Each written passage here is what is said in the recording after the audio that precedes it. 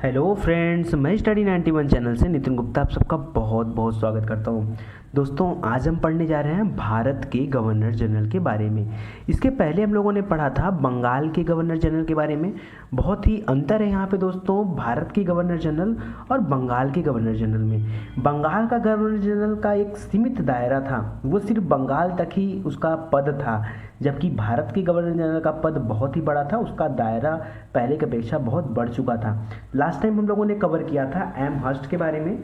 जैसे देखिए, हमने पढ़ा था लॉर्ड हेस्टिंग के बारे में जो 1813 से 1823 था। रैयतवाड़ी प्रथा, थॉमस मुनरो के बारे में बात हुई, और साथ ही साथ आंग्ल नेपाल युद्ध के बाद जो सुगौली की संधि हुई थी उसके बारे में भी बात हुई। उसके बाद जो है गढ़वाल, कुमायूं, शिमला, रानीखेत, नैनीताल जो उत्तराखंड के क्षेत्र थे, उत्तराखंड भी फिलहाल उत्तर प्रदेश यूनाइटेड प्रोविडेंस का हिस्सा था, तो ये सब जो है अंग्रेजों के अधिकार में आ गए थे। इसके बाद अगला वायसराय हम लोग वायसराय करें, अगला जो है गवर्नर जनरल पढ़े थे हम लोग लॉर्ड एडम्स के बारे में। ठीक है, ये एक स्थानापन्न गवर्नर जनरल था, प्रेस पर प्रतिबंध जो है लगाया था इसने।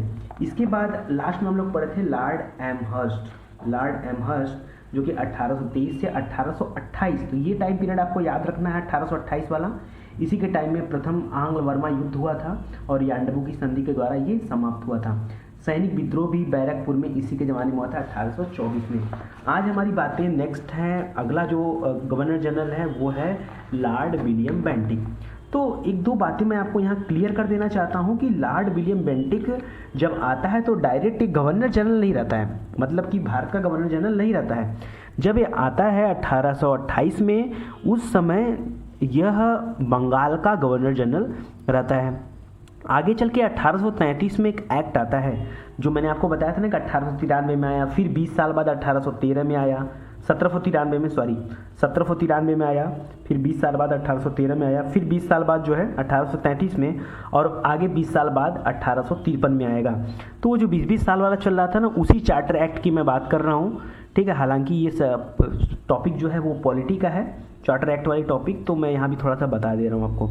तो 1833 में जो चार्टर एक्ट आया उसी में यह प्रबंध किया गया कि बंगाल के गवर्नर जनरल को भारत का गवर्नर जनरल बना दिया जाए।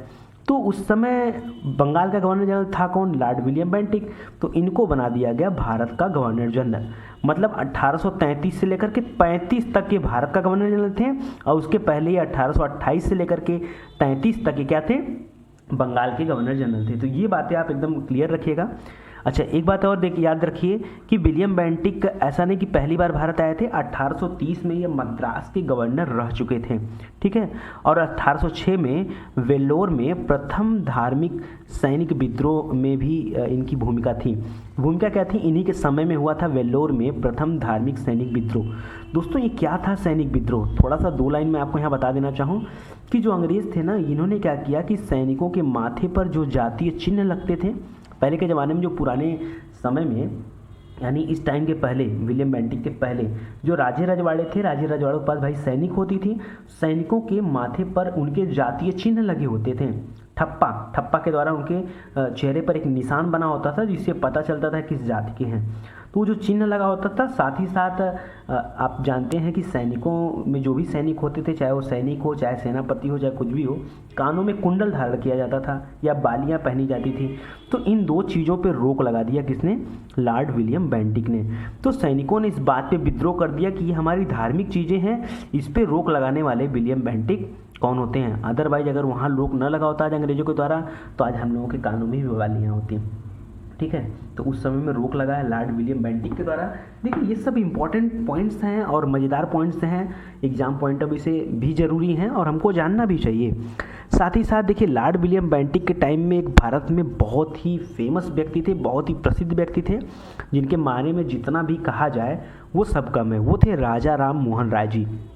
राजा राम मोहन राय जी, इन्हें युगदूत कहा जाता है, अग्रदूत कहा जाता है, साथ ही साथ पुनर्जागरण का जनक कहा जाता है, आधुनिक भारत का पिता कहा जाता है। बहुत सारी उपाधियां हैं, डिटेल्स इनके बारे में कभी बात करूंगा मैं आपसे।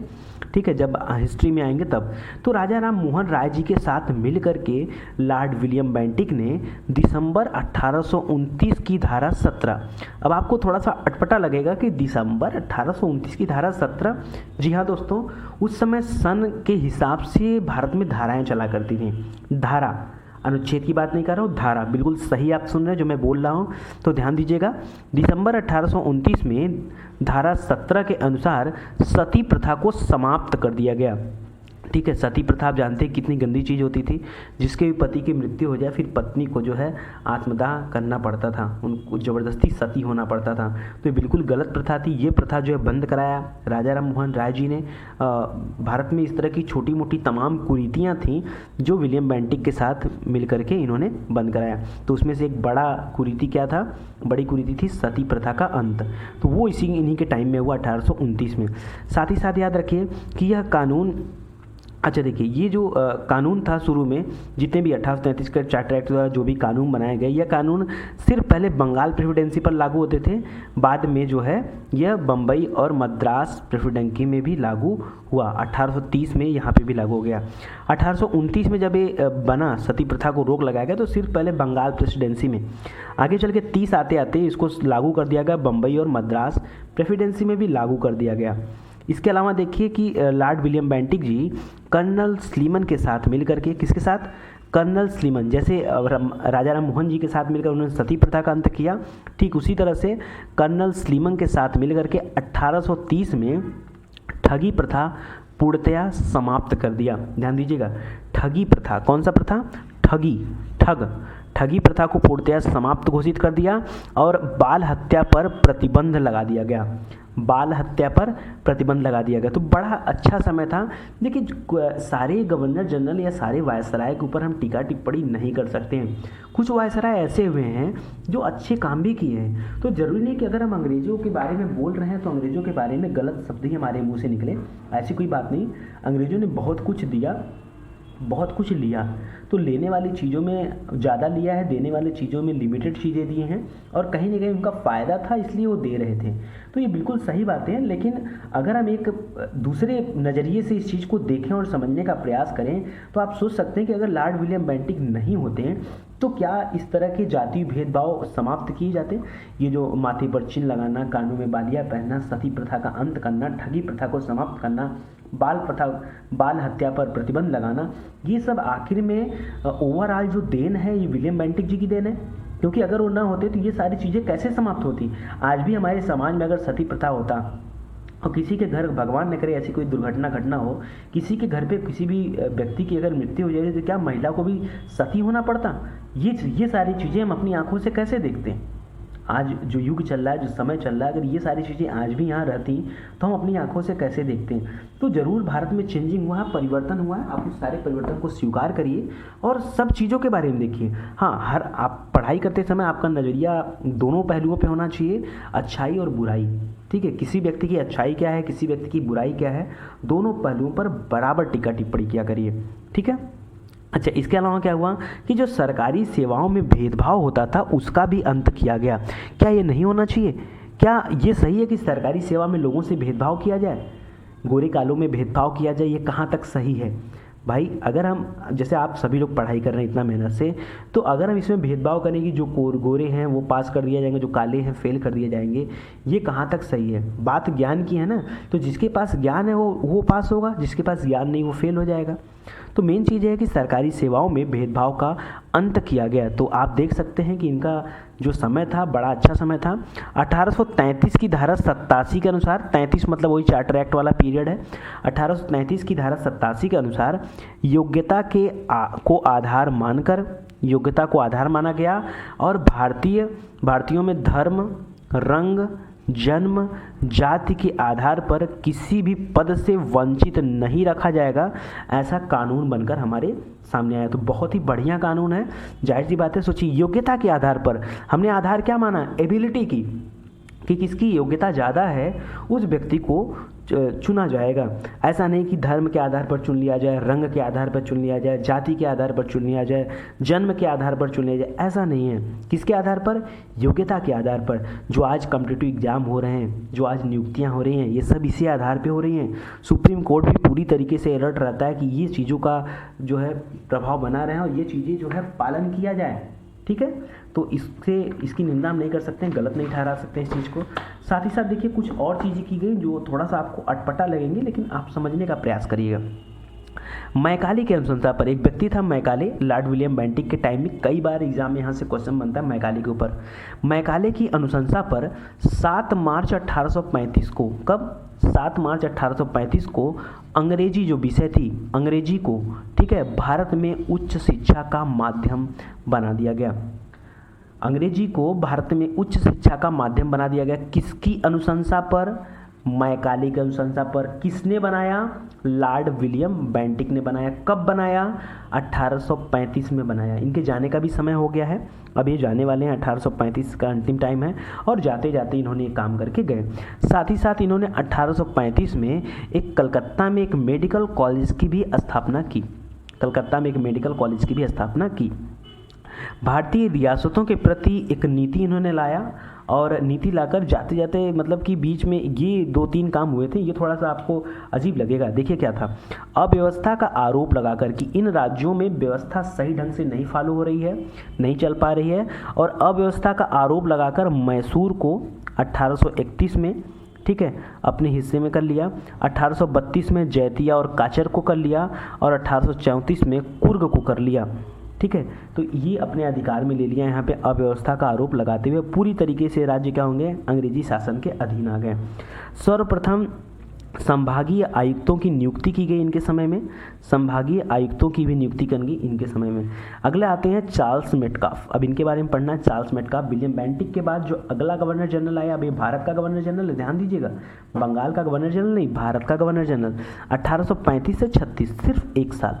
ठीक है, तो चार्ल्स मेटकाफ, देखते हैं क्या क्या इन्होंने प्रेस एक्ट 1835 को इन्होंने पारित किया। कैसे याद रखेंगे 1835?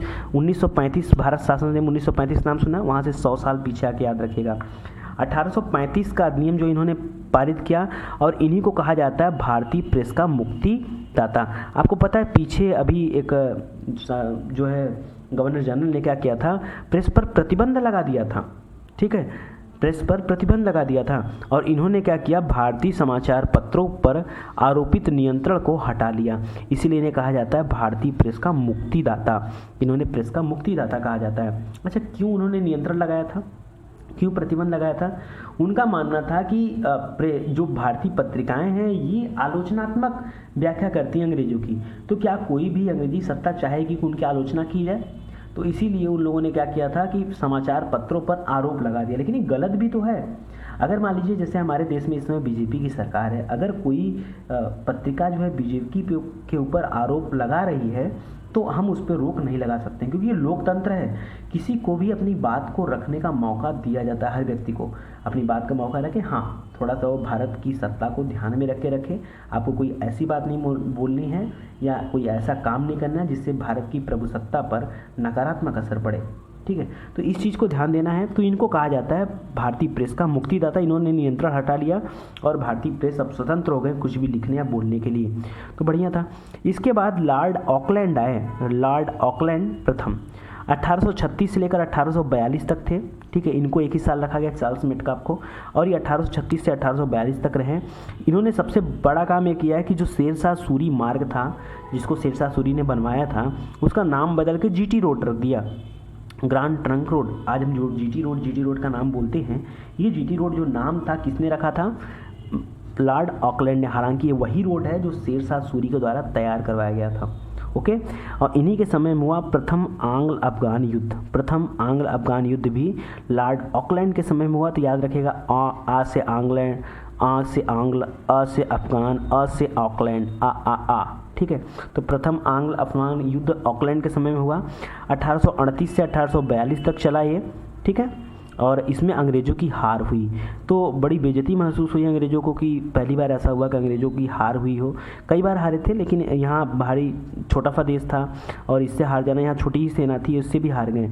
इन्नस ने कहा कि यह सर्वाधिक मूर्खतापूर्ण युद्ध था। बताऊंगा आपको कि क्यों कहा गया। अभी हिस्ट्री जब मैं आऊँगा, आपको मॉडर्न वाली हिस्ट्री में बात करेंगे तो वहाँ कुछ चीज़ें डिटेल में बात करेंगे। तो इन्नस ने कहा यह सर्वाधिक मूर्खतापूर्ण युद्ध था। नेक्स्ट देखते हैं, देखिए, और इनके ज़माने में एक दो काम और हुए हुए कि सरकारी स्कूलों में छात्रवृत्ति की शुरुआत हुई। आज जिस स्कॉलरशिप की हम बात करते हैं वो स्कॉलरशिप की शुरुआत कब से हुई थी, तो लॉर्ड ऑकलैंड के टाइम में हुई थी 1836 से 1842 के टाइम में। ठीक है, सरकारी स्कूलों में, आज भी प्राइवेट संस्थानों में स्कॉलरशिप जैसी कोई व्यवस्था नहीं है। जो भी स्कॉलरशिप जैसी व्यवस्था है वो सरकारी स्कूलों में है, तो वो शुरू हुई थी ऑकलैंड के टाइम में। प्रारंभिक स्कूलों में शिक्षा का जो माध्यम था वो प्रादेशिक भाषा को कर दिया गया। शिक्षा का माध्यम क्या कर दिया गया, प्रादेशिक, मतलब कि स्टेट स्पेशल की भाषा। जैसे जो उड़ीसा है वहाँ लोग उड़िया बोलेंगे, जो कन्नड़ वाले हैं, केरल वाले, वो लोग कन्नड़ बोलें, या मलयालम। ठीक है, उसके बाद तमिल वाले, तमिलनाडु वाले तमिल पे आ जाएं। ठीक है, तेलुगु, आंध्र प्रदेश वाले। तो इस तरह से जो है बांटा गया चीज़ों को। कोंकणी जो हो गया वो महाराष्ट्र और गोवा को मिला करके हो गए। तो इस तरह से चीज़ों को बांटा गया, प्रादेशिक आधार पर जो है भाषा का चयन किया गया और प्रारंभिक स्कूलों में इसको कहा गया कि पढ़ाने के लिए और उस पर शिक्षा देने के लिए। लॉर्ड एलनबरो का नाम याद रखिए, बड़ा इंपॉर्टेंट यहाँ से क्वेश्चन आता है। 1842 से 1844 का टाइम पीरियड इनका है और कहा गया कि यह अकर्मण्यता की नीति का काल था। इतना बड़ा शब्द बोलने के लिए हिम्मत कैसे हुई किसी में, कुछ तो बात रही होगी। देखिए ध्यान समझिए, अकर्मण्यता का काल था। इसमें क्या किया गया कि सिंध का विलय किया गया। सबसे पहली बात याद रखिए, सिंध का विलय किया गया ब्रिटिश साम्राज्य में। ठीक है, 1843 में। साथ ही साथ 1843 में के अधिनियम 5 के द्वारा दास प्रथा का अंत किया गया। दोस्तों याद रखिएगा, अभी हमने जो पीछे पढ़े थे वो ठगी प्रथा था, जो हम लॉर्ड विलियम बेंटिक के टाइम पढ़े थे कि सती प्रथा, बाल हत्या और ठगी प्रथा का अंत किया लॉर्ड विलियम बेंटिक ने। ठीक है, ठगी प्रथा के लिए, ठीक है, कर्नल स्लीमेन नाम सुना ना हमने। और दास प्रथा के बारे में भी हम लोग एक बार बात कर चुके हैं लॉर्ड कॉर्नवालिस के टाइम में। लॉर्ड कॉर्नवालिस जो गवर्नर थे, सिर्फ गवर्नर थे बंगाल के, उनके टाइम में दास प्रथा के व्यापार पर रोक लगाया गया था। आप चेक करिएगा उसको, वहाँ क्या था, दास प्रथा के व्यापार पर रोक लगा दिया गया कि दासों का व्यापार नहीं किया जाएगा। और दास प्रथा का अंत किसने किया, वो एलनबरो ने किया। दास प्रथा का अंत किसने किया, एलनबरो ने किया। साथ ही साथ आंग्ल अफगान युद्ध जो है वो समाप्त हो गया इनके समय में। इनके समय में जो आंग्ल अफगान युद्ध हो रहा था, चल रहा था, वो इनके समय में समाप्त हो गया, जिसको मूर्खतापूर्ण युद्ध की संज्ञा दी गई थी। ठीक है, इसके बाद अगले आते हैं लॉर्ड हार्डिंग प्रथम। देखिए फर्स्ट है लॉर्ड हार्डिंग, सेकंड जो है वो आएंगे 1900 के पीरियड में, और उन्हीं के गाड़ी पे जो है बम फेंका गया था लॉर्ड हार्डिंग, जिसमें बच भी गए थे, मृत्यु नहीं हुई थी इनकी। तो आऊँगा वहाँ बात करने, रास बिहारी बोस ने ऐसा किया था। तो लॉर्ड हार्डिंग की बात करता हूँ। 1844 से 1848 तक इनका टाइम पीरियड है लॉर्ड हार्डिंग का। और इनके समय हुआ प्रथम आंग्ल सिख युद्ध। जो अंग्रेजी सेना थी वो भिड़ गई किससे, सिखों से। कब, 1845 से 46 तक।